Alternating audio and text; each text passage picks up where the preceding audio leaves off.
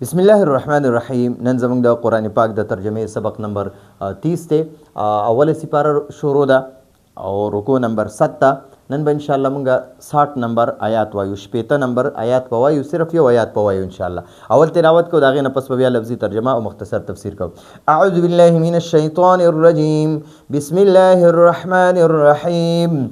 وإذ استسقى موسى لقومه فقلنا اضرب بعصاك الحجر فانفجرت منه 12 عينا قد علم كل أناس مشربهم كلوا واشربوا من رزق الله ولا تعثوا في الأرض مفسدين صدق الله العظیم. و اذ استسقى نو دلته اس چې کلم راځي داغه نه مخکې به تاسو اذکر محذوف روباسه. اذکر دا دغه د امر صيغه ده. اذکرو دلته کې ورسره تاسو یا اذکرو وای، تاسو یاد کئ. اذ هر کله چې واذکرو او تاسو یاد کئ، واذکرو او تاسو یاد کئ. اذ کله چې استسقا یستسقي استسقا د باب استفعال نه دی، د معنی دا یو سیز طلب کول. دیګم د باب استفعال نه چې باب استفعال معنی دا کې یو سیز غوښتل دي. نو سقیا معنی دا دلته کې مطلب دی طلب السقیا، یعنی خړوبه کول غوښتل، یعنی اوبه کول غوښتل. نو دلته مراد دی اوبه غوښتلې. نو اذ استسقى دا بنی اسرائیل چې کله په میدان تیه کیو کنه، اول دغه لګه مختصر غون واقعیا ووري. میدان تیه کې په دې باندې الله سبحانه و تعالی ډیر زیات انعامات وکړه. دی وی مونږ اوګیو الله پاک ورله د خوراک د پر من او سلوار علیګل. من دا آیس کریم په شان یا د حلوا په شان خوګ او د پيونه زیات سپین او د شاتو نه زیات خوګ، دا به یو قسمه رزق الله پاک دی له سار وختي کې لکه څنګه چې دا شبنم یا مونږ ورته دغه وایو دا پرخوایو، دا چې څنګه راغورځيږي په پاڼو باندې او په غیاګانو باندې او په کانو باندې په ارس باندې را پریوزي. نو د قشانته به دا من چې من کنه دا خوګه حلوا غونته به یا د آیس کریم په شانته خوږ سیز به د پيونه سپین او د شاتو نه زیات به خواګو. مفسرین لیکلي، خصوصا تفسیر جلالین لیکلي او مفسر ابن کثیر هم لیکلي دي چې د پيو نه زیات سپین او د شاتو نه زیات خواږو. نو دوی به هغه خوړل. سار کې به صرف ځان لره غونډول په دې پاڼو باندې او په کانو وغیره په دې باندې به پراتو. نو دوی به را غونډول، هغه به خوړل. نو شپږ لکه نه زیات د بنی اسرائیلو. نو دوی به هغه خوراک کولو. او مړزان نه دي، سلوا مړزانو ته وایي، دا به ډېر زیات خوړل. نو دا سلوا چې ده که نه، دا مړزانو دا غوښه دا ډېره زیاته ګرمه ده چې څوک یې وخوري هغه ته تنده ډېره زیاته لګي. نو بني اسرائیلو ته بیا تنده ولګېده. چې تنده ورته ولګېده، موسی علیه السلام ته ووي چې موسی علیه السلام موږ دپاره د الله نه دعا وغواړه چې موږ له د اوبو تنظیم وکړي.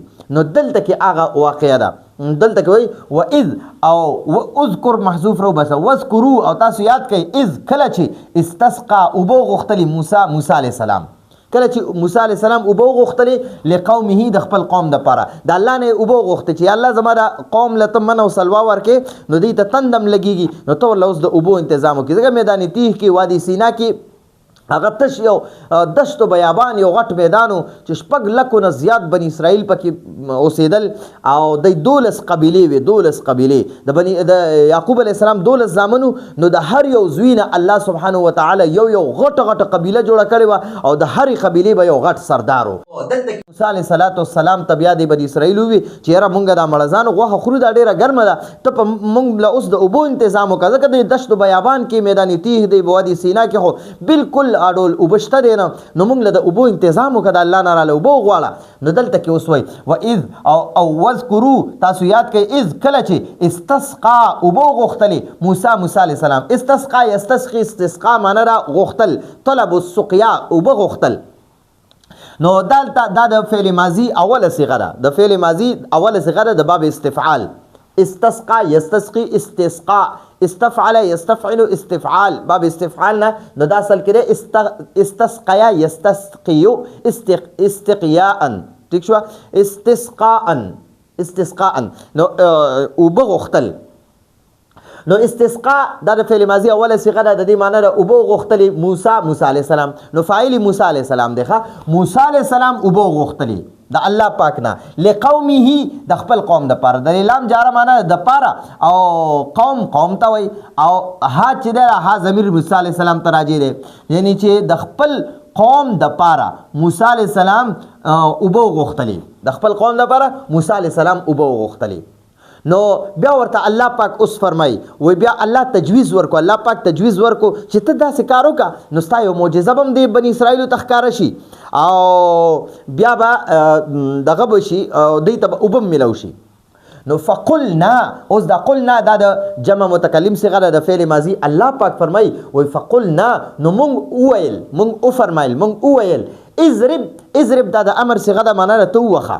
اضرب ته ووخه، موسی علیه السلام ته الله پاک وای مونږ موسی علیه السلام ته وی چې ته ووخه بعصاک، په خپله همسا، په خپله همسا. عصا کونټۍ ته وای، کونټۍ ته ما ورته دا لیکي یعنی کونټۍ، په کونټۍ باندې.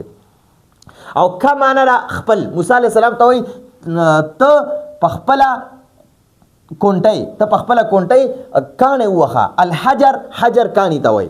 نو الله پاک فرمایي فقلنا، نو موږ ورته وفرمایل اضرب ته ووخه، ای موسی علیه السلام ته ووخه بعصاک، په خپله کونټۍ، په خپله امسا، الحجر کاڼې.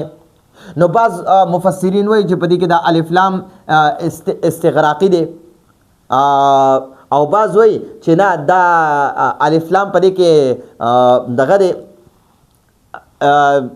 یعنی جنسی دی. ٹھیک شو. نو دلته د دې کاڼي نه مراد کم یو کاڼی دی. نو بعض وایي چې یاره هر یو کاڼی ته مراد دی، چې بعض مفسرین وایي هر یو کاڼی ته مراد دی. الله پاک موسی علیه السلام ته وایي چې ته کم یو کاڼی همدغلته پروت دي، په هغې کونټۍ ووخه، د هغې نه به چشمه جاري شي، دی به ترې اوبه څکي. او اکثر مفسرین وایي وایي د دې کاڼي نه دلته کې دا الف لام عهد یعنی دا الف لام چې دی دا خاص د پاره راځي، هغه الفاظ نه استعمالومه، ځکه عوام هم دا ترجمه اوري، نو کوشش کو چې آسان الفاظ استعمالو. نو دلته ته خاص کاڼی مراد دی، اکثر مفسرین وایي خاص کاڼی ته مراد دی. نو خاص کاڼی کم یو دی؟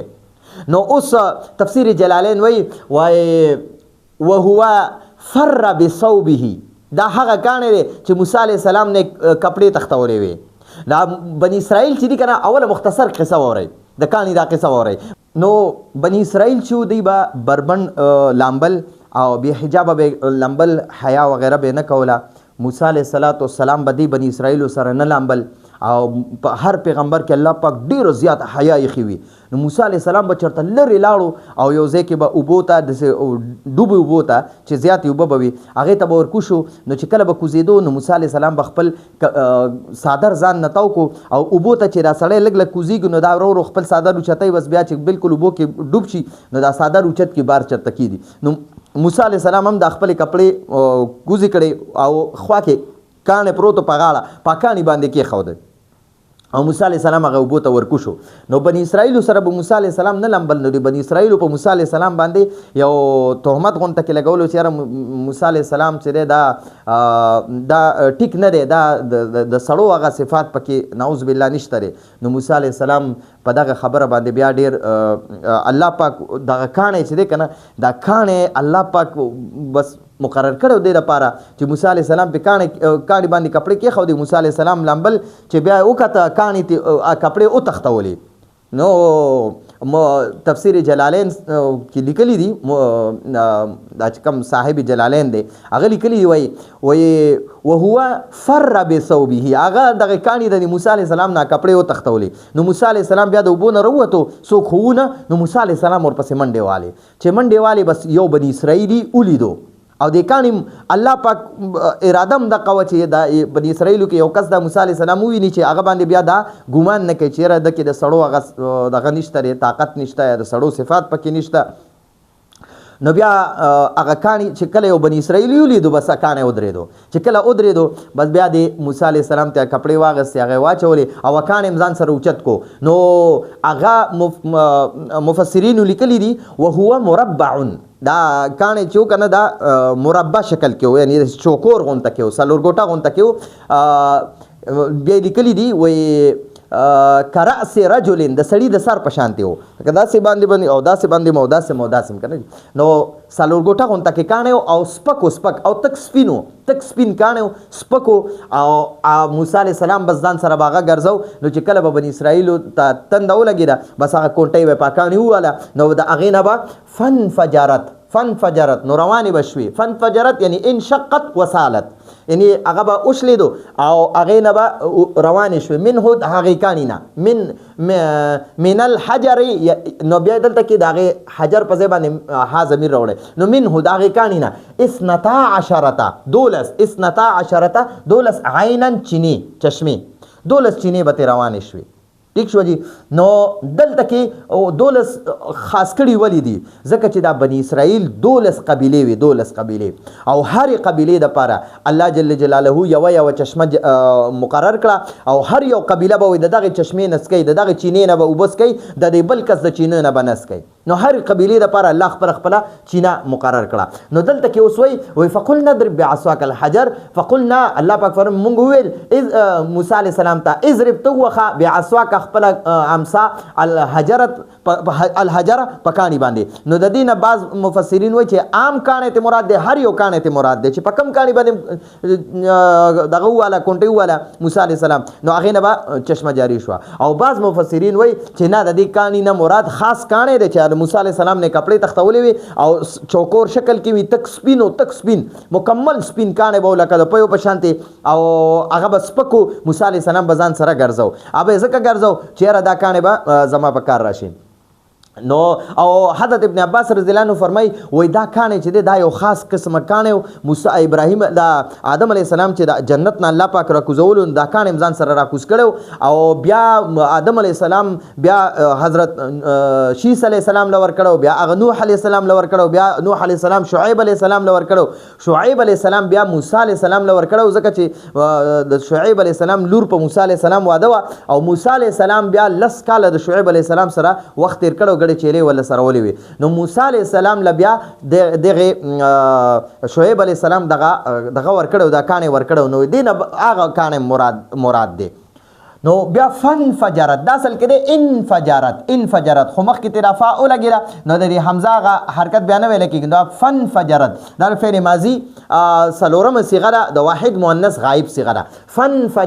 فنفجرت نو روانې شوې فنفجرت یعنی انشقت وشلیدو وسالت او روانې شوې منه د هغې کاڼي نه اثنتا عشرته 12 معنا ده 12 عینا چشمې چینې د اوبو دا چینې ته روانې شوې 12 چینې د هغې نه بیا روانې شوې نو کاڼي کې چې دی الله پاک د کاڼي نه دغه چشمې جاري کړي نو دلته بني اسرائیلو ته الله سبحانه وتعالی د موسی علیه السلام یو معجزه مښودله چې دا وګوره زما په قدرت سره دا وګوره د بني اسرائیلو دپاره د موسی علیه السلام په کونټۍ باندې د الله په فضل سره دا کاڼو نه اوبه راووتلې نو دلته کې ته مراد د الله یو معجزه الله پاک خپل یو قدرت ظاهر کو د موسی علیه السلام په لاس باندې نو چې کله الله پاک خپل قدرت د یو پیغمبر په لاس جاری کی کنه نو دې ته معجزه وایي لکه څنګه نبی علیه الصلاۃ والسلام حضرت عبدالله ابن مسعود رضی الله عنه فرمایي یو سفر کې موږ نبی علیه السلام سره روانو موږ سره اوبه ختمې شوې نو ټولو صحابو نبی علیه السلام ته عرض وکړو چې یا رسول الله موږ سره اوبه ختمې شوې نو نبی علیه الصلاۃ والسلام ورته وفرمیل تاسو وګورئ که د چا په لوښي کې لږې غونته اوبه هم وي راوړئ راله نو د یو صحابي په لوښي کې لږې اوبه ورسره پاتې وي نبی علیه السلام په هغې کې لاس کېښوده او هغه لاس کېښودلو چې د هغې نه چشمې جاري شولې او حضرت ابن مسعود رضی الله عنه فرمایي وما په خپل سترګو باندې ولیده چې د هغې د 15 واړو ګوتو نه چشمې داسې تیزۍ سره روانې وي موږ ټولو صحابو هم څکلې خپل لوښي هم ترې ډک کړه او په هغې باندې خپل اودسونه مو که ځانونه هم پرې یخ کړه او بیا وایي نبي علیه السلام لاس اوچت کړه دا چشمې ودرېدې نو دا د الله یو قدرت وي چې د خپل پیغمبر په لاس باندې هغه قدرت ظاهر کی نو دې ته معجزه وایي نو دلته د موسی علیه السلام یو معجزه الله پاک بني اسرائیلو ته ظاهره کړه وښودله نو دل 12 چشمې ورته الله جاری کړي قد علما قد معنا یقینا بشک علما او پیجندلې کل اناس هر قوم هر قوم یا قبیله هر قوم هر قبیله، هر قوم یا هر قبیله، نو 12 قبیله وي او 12 چشمه ورته الله پاک جاری کی. مشرب دا اسم ظرف ته، اسم ظرف او د دې معنی د سکلو زه، لکه اوس مشرب اوس دغه شانته اے دا د مشرب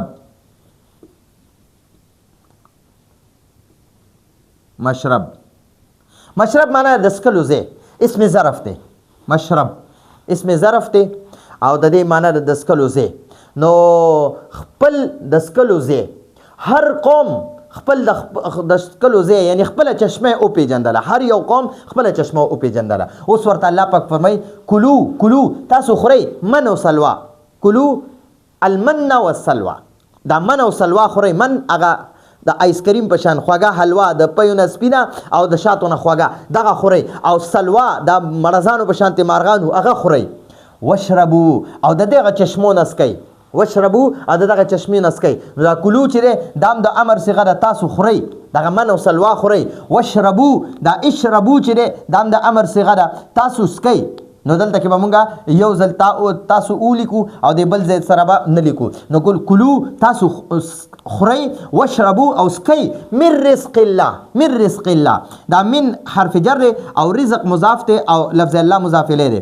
نو دا مضاف الیه معنی به اول کو، بیا به د مضاف معنی کو او بیا به د حرف جر معنی کو. نو مونږ به من رزق الله معنی به د الټا نه کو، د الله د رزق نه، د الله د رزق نه. کلو تاسو خورئ، وشربو او سکئ من رزق الله د الله د رزق نه، د الله د رزق نه خوراک او سکاک ارس کوئ. ولا تعصوا او مګرځئ یعنی سرکشي مکوئ، سرکشي مکوئ. فی الارض نو دا فا حرف جر دی او الارض مجرور دی. نو موږ به اول د مجرور معنی کو، وروسته به د حرف جر معنی کو. نو موږ به داسې معنی وکړو ښه ځمکه کې. نو د فی معنی ما مخکې لیکلې کې او د ارض معنی مې لیکلې ځمکه، خو ترجمه چې بیا فی الارض ترجمه به داسې کوئ ځمکه کې، ځمکه کې. ٹھیک شو؟ ها دا سعیه